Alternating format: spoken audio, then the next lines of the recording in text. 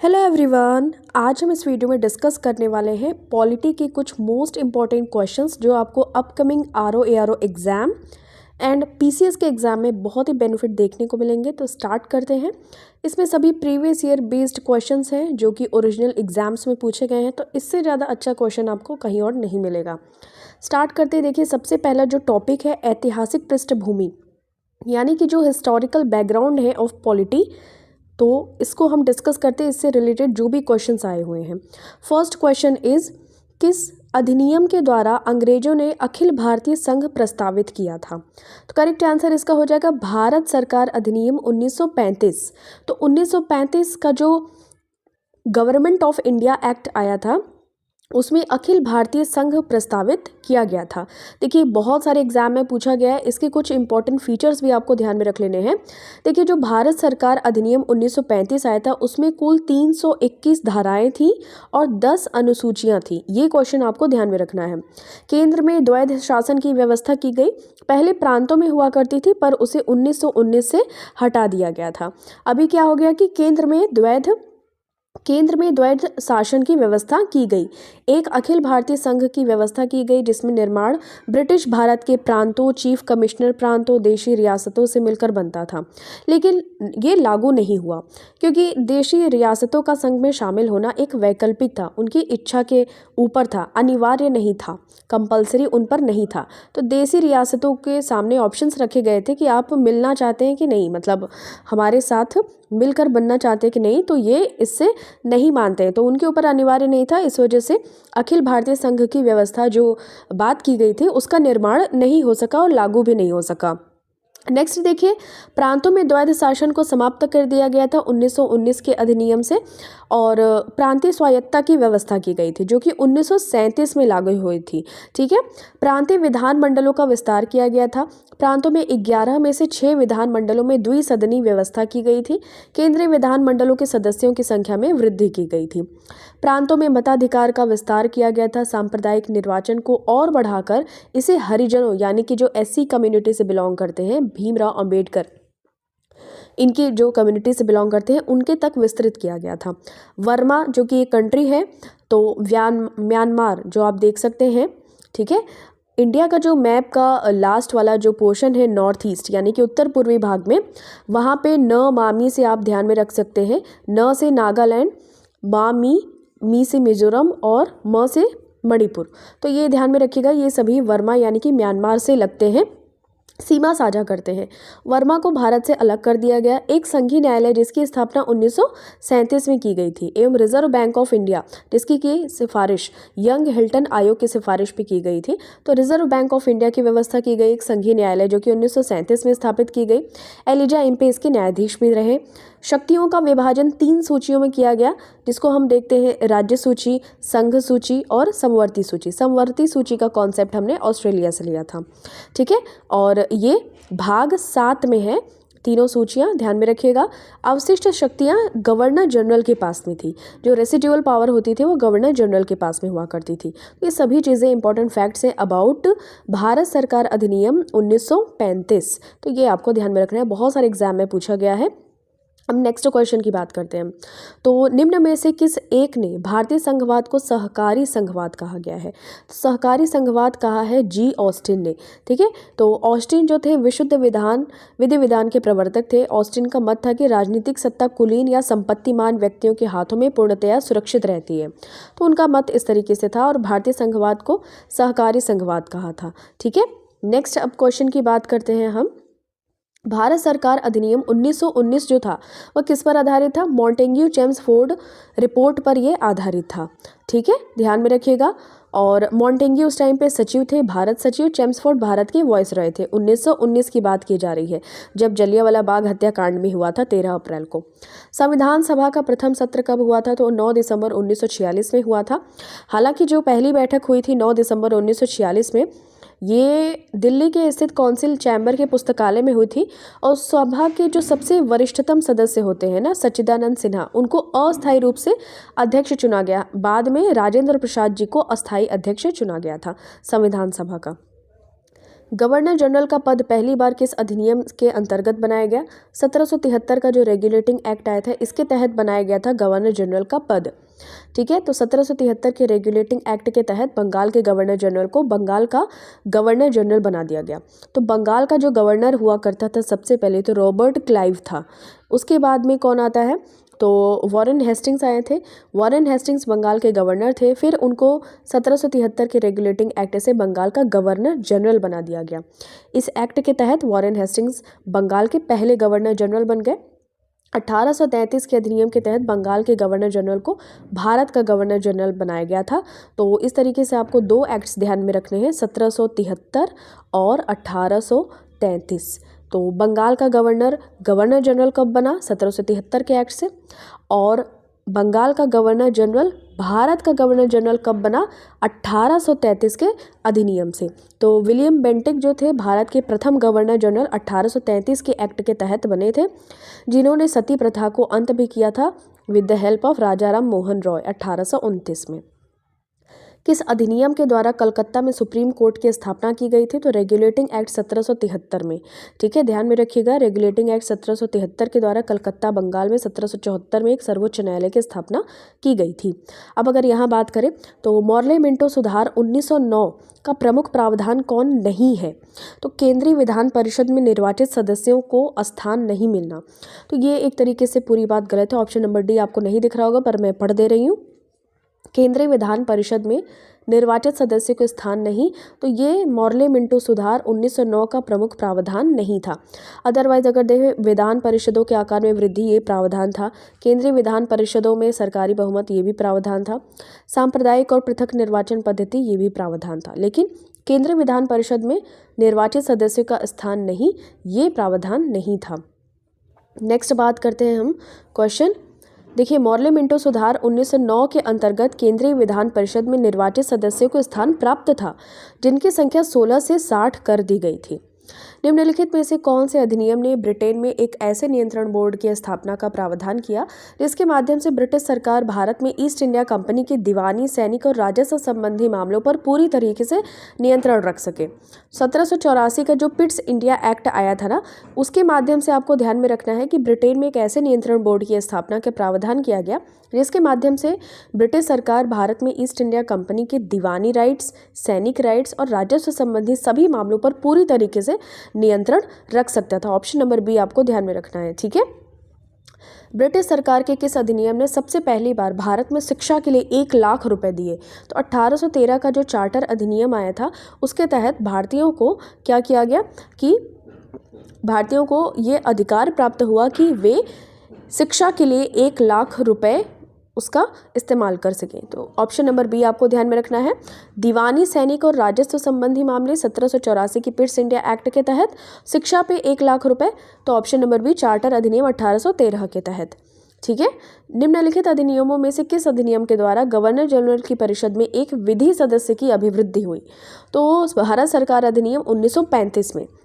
अब वो व्यक्ति कौन था? लॉ मेंबर, विधि सदस्य मैकाले था। आपको ध्यान में रखना है उसका नाम। कंपनी के व्यापारिक तथा राजनीतिक कार्यों को किस एक्ट के द्वारा अलग किया गया था?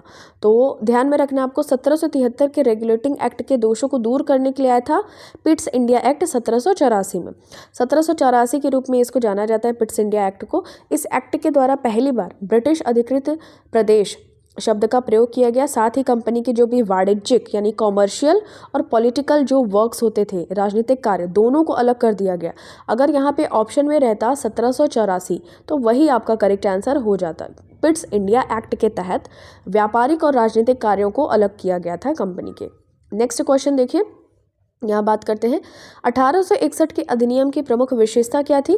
तो गवर्नर जनरल को आवश्यकता पड़ने पर अध्यादेश जारी करने का अधिकार दिया गया था। बहुत ही इंपॉर्टेंट क्वेश्चन है।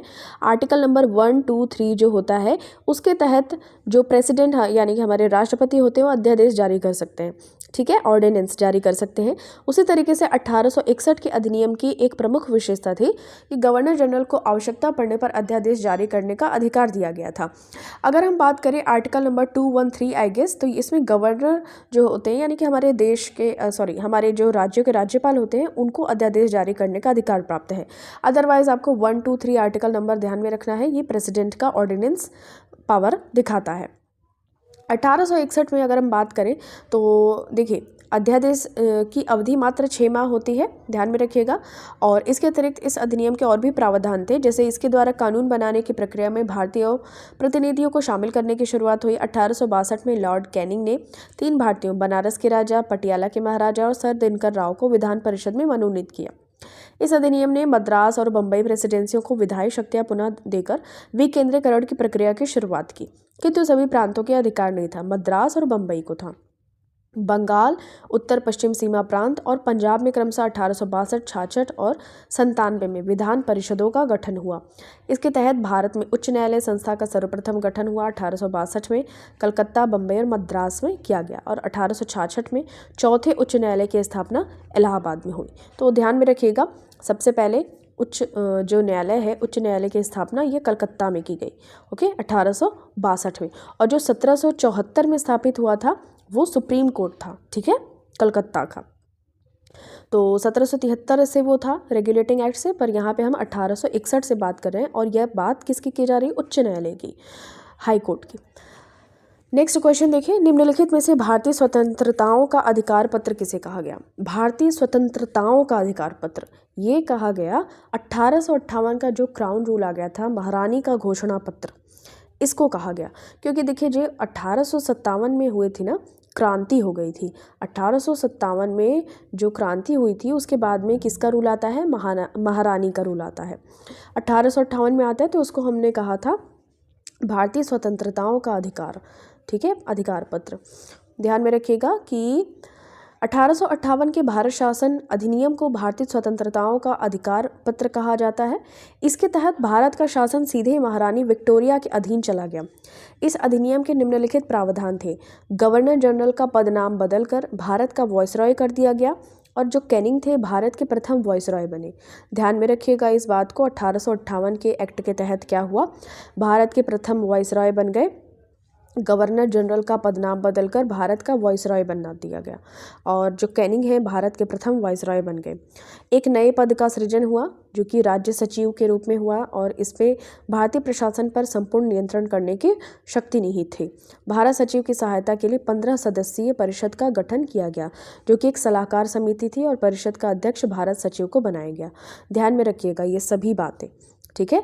राज्य सचिव और भारत सचिव 2 पद सृजित किए गए थे ये, और जो गवर्नर जनरल है उसका पदनाम बदलकर वाइसरॉय बनाया गया, जो यानी कि भारत का गवर्नर जनरल।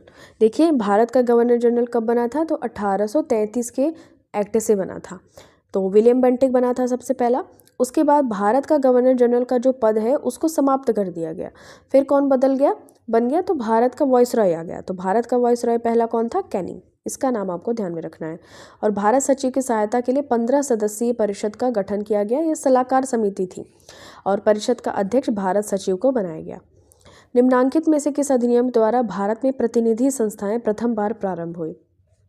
ठीक है, तो 1861, ऑप्शन नंबर सी आपको ध्यान में रखना है, जिससे कि गवर्नर जनरल को अध्यादेश की शक्ति भी प्राप्त हुई थी। तो भारतीय परिषद अधिनियम 1861 से ही संवैधानिक विकास के दौरान संसदीय प्रणाली का सूत्रपात माना जाता है। इस अधिनियम के द्वारा कार्यकारिणी परिषद में विधायी कार्यों के लिए कुछ गैर सरकारी सदस्यों के लिए स्थान सुरक्षित हुआ।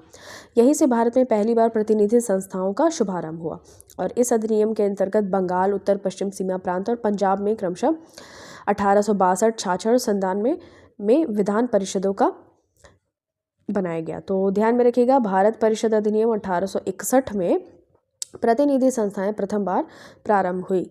नेक्स्ट क्वेश्चन देखिए, निम्नलिखित में से किस एक अधिनियम के अंतर्गत अंग्रेजों ने भारत में पहली बार सांप्रदायिक निर्वाचक मंडल प्रणाली का प्रारंभ किया? करेक्ट आंसर हो जाएगा भारत सरकार अधिनियम 1909। तो भारत सरकार अधिनियम 1909 में पहली बार सांप्रदायिक निर्वाचक मंडल प्रणाली की शुरुआत की गई और इसको मॉर्ले मिंटो सुधार भी कहते हैं, ध्यान में रखिएगा। भारत के लिए उच्चायुक्त के पद का सृजन किया गया 1919 के अधिनियम के तहत। ध्यान में रखिएगा इस बात को कि अगर हम बात करें कि 1919 का जो अधिनियम था, इसको लंदन में भारत के उच्चायुक्त के कार्यालय का सृजन किया गया और अब तक भारत सचिव द्वारा किए जा रहे कुछ भी कार्यों को उच्चायुक्त को स्थानांतरित कर दिया गया। और अब 1919 का जो एक्ट आया था उसके बारे में कुछ बात कर लेते हैं। इसने प्रांतों में द्वैध शासन की व्यवस्था को समाप्त किया।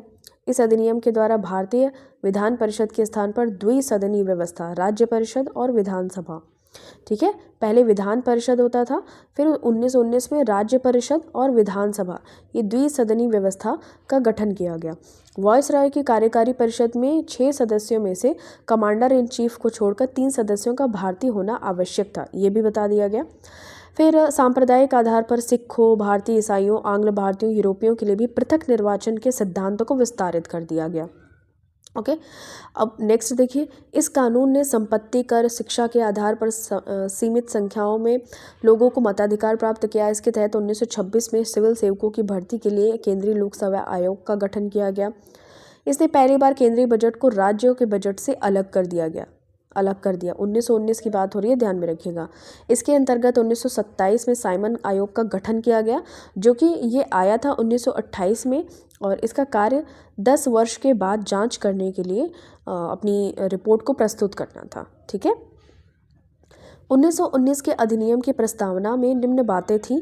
तो प्रशासन में भारतीयों का संपर्क बढ़ाया जाए, स्वशासन की संस्थाओं का विकास किया जाए। तो ऑप्शन सी हो जाएगा करेक्ट आंसर, ठीक है। तो ध्यान में रखिएगा कि इसमें बताया भी गया था कि जो कार्यकारी परिषद की सदस्य संख्या 6 होगी, जिसमें से कमांडर इन चीफ को छोड़कर बाकी के 3 जो होंगे वो कौन होंगे, भारतीय होंगे, ठीक है। यह भी हमने इसको डिस्कस भी किया था, यहाँ पे आपको दिखा दे रही हूँ ये वाला part.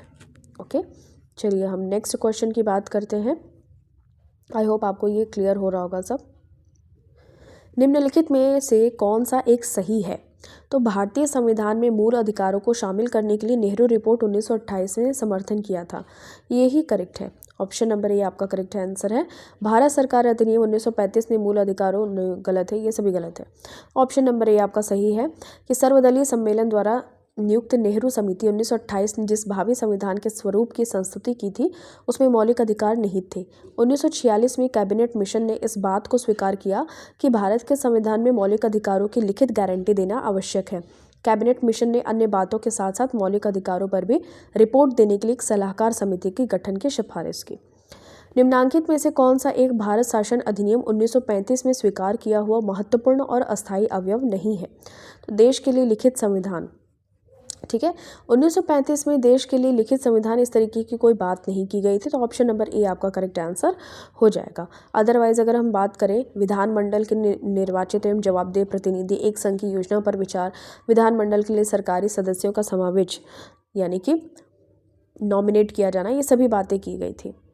Government of India act 1935 को किसने दासता का एक नया अधिकार पत्र कहा था? जवाहरलाल नेहरू ने, ठीक है। दासता का नया अधिकार पत्र और अनैच्छिक, अप्रजातांत्रिक और अराष्ट्रवादी संविधान की संज्ञा दी थी। जिन्ना ने इसे पूर्णतः सड़ा हुआ, मूल रूप से बुरा और बिल्कुल अस्वीकृत बतलाया। क्रिप्स मिशन को उत्तर तिथि चेक, पोस्ट डेटेड चेक, इसकी संज्ञा दी थी गांधी जी ने, ठीक है। तो गवर्नमेंट ऑफ इंडिया एक्ट 1935 को दासता का एक नया अधिकार पत्र जवाहरलाल नेहरू ने कहा था। देखिए क्वेश्चन पूछा गया है, यूपीपीएससी का ही है। ब्रिटिश संसद ने भारतीय स्वतंत्रता अधिनियम कब पारित किया था? जुलाई 1947 में, ठीक है। तो भारतीय स्वतंत्रता विधेयक 4 जुलाई 1947 को ब्रिटिश संसद में प्रस्तुत किया गया, जिसे 18 जुलाई 1947 को पारित कर दिया गया और सम्राट के हस्ताक्षर से ये उसी दिन अधिनियम आ गया था, ठीक है। तो 18 जुलाई 1947 को पारित कर दिया गया। और बात करें अगर ब्रिटिश संसद ने, तो जुलाई आपको 1947 ध्यान में रखना, ऑप्शन नंबर सी।